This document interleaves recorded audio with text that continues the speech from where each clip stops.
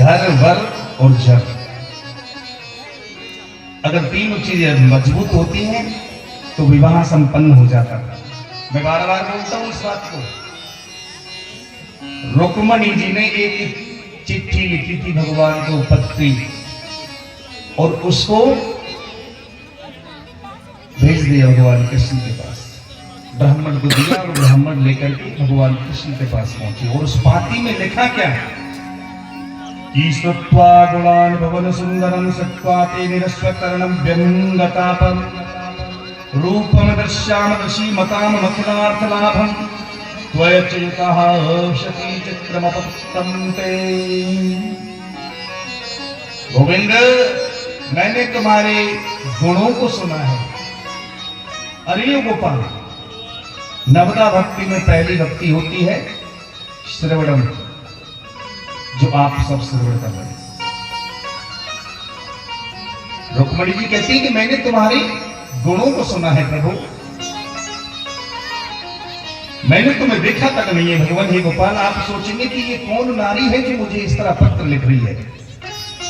और वो कहती है गोविंद, मैं जो गर्भ से जन्म लिया है ना, उनके साथ अपना विवाह संपन्न नहीं कर सकती। वो सांसारिक जीव है। मैंने तो विवाह प्रभु मेरा संपूर्ण आपके साथ होना चाहिए। रुक्मणी का भाई कौन था बड़ा? रुक्मी। और रुक्मी का मित्र था कौन? शिशुपाल। रुक्मी कहता कि भाई रुक्मणी का विवाह शिशुपाल के साथ कर दिया जाए। तो रुक्मणी ने आख्या भगवान, मैं इस संसार को छोड़ के चली जाऊंगी, लेकिन किसी जीवात्मा के साथ अपना विवाह नहीं करूंगी। उधर से जब पत्र पढ़ा भगवान ने, तो भगवान अति प्रसन्न हुए और पत्र पढ़ करके ब्राह्मण जी के साथ में रथ पर सवार होकर के चलने लगे। आगे खड़े थे कौन? बलराम जी। अब बलराम जी बोले, कहां जा रहे हो आज मुकुट पहन करके? अब कन्हैया ये तो नहीं कह सकते कि हम विवाह करने जा रहे हैं।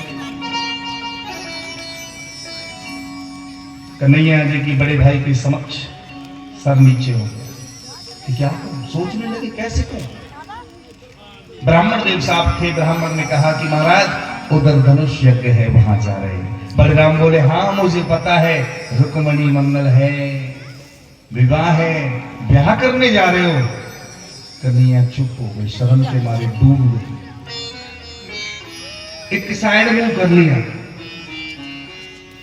आजकल के बच्चों की तरह थोड़ी मैं अपनी मर्जी को न करना, मेरी लाइफ उनके साथ, मैं अपना पार्टनर खुद चुनूंगा। कोई माँ बाप चाहता है मेरी बेटी दुख में जाए? सच बताना, कोई चाहता है? मेरी जितनी बहनें बैठी हैं, आपके माँ बाप ने सोचा कि हम अपनी बेटी को दुख में देंगे? अपने घर से ज्यादा 4 गुना ज्यादा देखते हैं भाई की इज्जत, बाप की इज्जत। जिसकी बेटी ऐसे बोल गई, वो बाप कभी अपना सिर उठा करके जी सकता है? जीते जी सच बताना, जी सकता है क्या?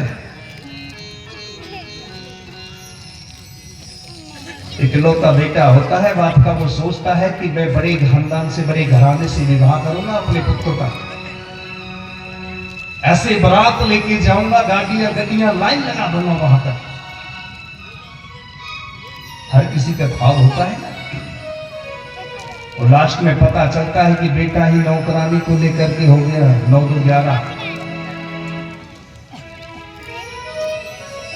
मर जाओ चुल्लू भरपाली में डूब करके, जिनको अपने माँ बाप पर भरोसा नहीं है। डूब जाओ, मर जाओ कहीं, जो माँ बाप पर भरोसा नहीं है आपको, जिन्होंने गर्भ में रखा, पाला, लालन पालन पोषण किया, उनकी बात पर भरोसा नहीं है, उन पर भरोसा नहीं है। अरे तुम 10 साल 20 साल के क्या हो गए, आप सोचने लगे कि हमसे ज्यादा कोई विद्वान नहीं है। धिक्कार है ऐसी जिंदगी। और वो जाते ही ना अंगूठा लगवाने, वोट में सिग्नेचर कराने, क्या बोलते हैं उनसे, कौन सी मैरिज होती है वो? पहले तो बोलते थे कोर्ट मैरिज, आजकल कौन बोलता है कोर्ट मैरिज? Love marriage. माँ बाप लव नहीं करते आपको, माँ बाप से ज्यादा कोई प्यार करता है तुमसे? बताओ मुझे, है कोई ऐसा जीव जिसको माँ बाप से ज्यादा कोई प्यार करता हो? जिगर का टुकड़ा होता है बेटी उसका, और वो बेटी अगर ऐसा कोई गलत कदम उठा ले जिस बात को कभी सर ऊंचा करने में शर्म आई, मेरी बहनों समझो, मैंने देखा है उनकी लाइफ बर्बाद होती है 4 दिन के पश्चात। जो करते हैं ना लव मैरिज, वो भांडे साफ करते हैं महीने 2-4 महीने के बाद में, तो खुदे फिरते हैं चोरी चोरी की कुत्थम की जगह मिल जाए 2-4-5 हजार कमा ले। अरे मोयो चंगी बली तो ही पढ़ाएगा लिखाएगा, नौकरी लगा रही घर वाले, कोशिश कर रही, धन पैसा जायजा जमीन तुम्हारे लिए कर रहे हैं। वो किसके लिए है ये जीवन? मेरे लिए कमा के रख रहे हो आप? किसी और के लिए रख रहे हो? पड़ोसी के लिए रख रहे हो? बताओ किसके लिए रख रहे हो? अपनी औलाद के लिए, अपनी संतान के लिए। इसलिए कहता हूं उन संतानों को संतों की शरणागति बिठाओ, उन संतान को थोड़े प्रवचन किसी के मुखारबिंद से श्रवण कराओ। इसलिए मैं बोलता हूं उनको सत्संग में ले जाओ, उनको मंदिर जाने की आदत लगाओ।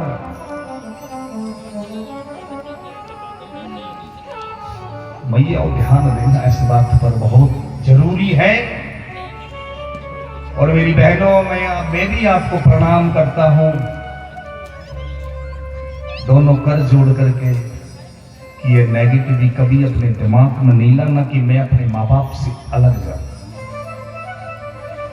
जिस दिन आपने ये सोच लिया ना कि हम माँ बाप से अलग जाऊं, उसी दिन से समझ लेना कि हमारे सामने कांटे वाले मार्ग है ना, रास्ते वो अब आ रहे हैं।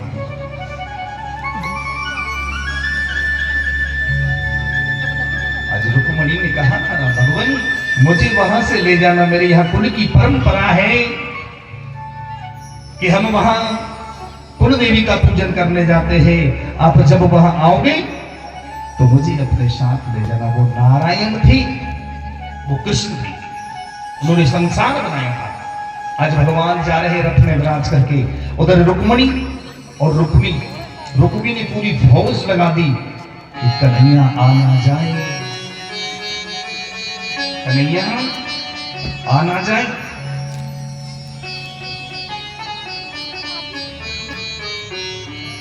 लेकिन जैसे ही जब वो टेढ़ी टांग वाला आया ना मैया,